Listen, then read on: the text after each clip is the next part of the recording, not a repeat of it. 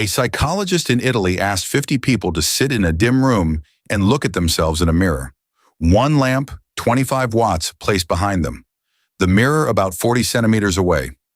No task and no instruction beyond one. Keep looking at your own face for 10 minutes. Most of them didn't get a minute in before something went wrong. They watched their own features start to move. Faces stretched, swelled, slid out of true. Some saw a parent looking back at them, including parents who had died. Some saw an old woman, a child, an ancestor. Some saw an animal, a cat, a pig, a lion. Around half reported something they were willing to call monstrous. One study is a story, not a finding, but it has been repeated 21 times now across more than 1,100 people, and the number holds.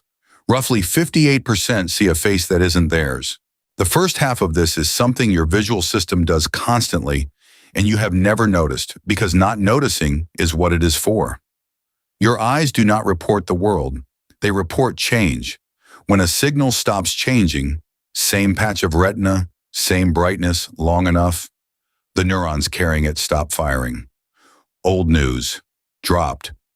It is called Troxler's fading, described in 1804. You can trigger it in 20 seconds. Fix your eyes on one point, let everything around it hold still, and the edges of your vision will gray out and dissolve while you watch. A dim room with a mirror is close to a perfect machine for it. Low light gives the system less to work with. Your reflection holds still because you are holding still, and you are staring, so the image stays pinned to the same cells. So parts of your face begin to drop out, and this is where it stops being about your eyes. Your brain does not tolerate a gap. Face recognition is one of the most aggressive systems you have. It runs constantly on very little evidence, and it is heavily biased toward yes.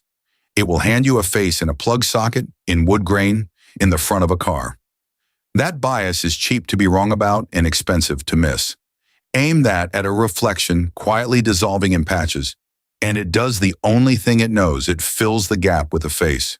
Not necessarily yours, whichever one fits. That is the leading explanation, and it is worth being straight about how firmly to hold it. The same review that confirmed the effect says the mechanism is not settled. What is not in doubt is that it happens, reliably, and to most people who try. Which brings us to a game. The instructions have barely changed in decades. Go into a bathroom, turn the lights down or off, stand in front of the mirror, say a name 3 times or 13, depending who taught you, then wait and watch your own face. Read that as a protocol instead of a ritual, and it is almost line for line the experiment. Dim light, fixed gaze, a mirror at arm's length, sustained attention on a face that isn't moving. The chanting sets the duration, long enough for the fading to take hold. The name sets the expectation, telling a face recognition system already straining for an answer exactly what to find. Nothing was ever summoned.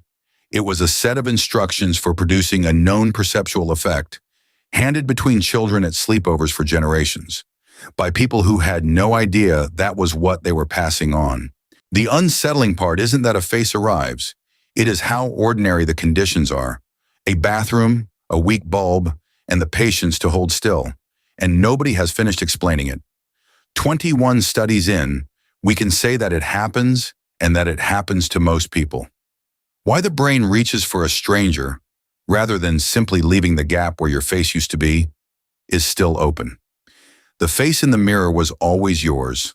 What nobody has settled is why, the moment your brain lost track of it, it chose to hand you someone else's.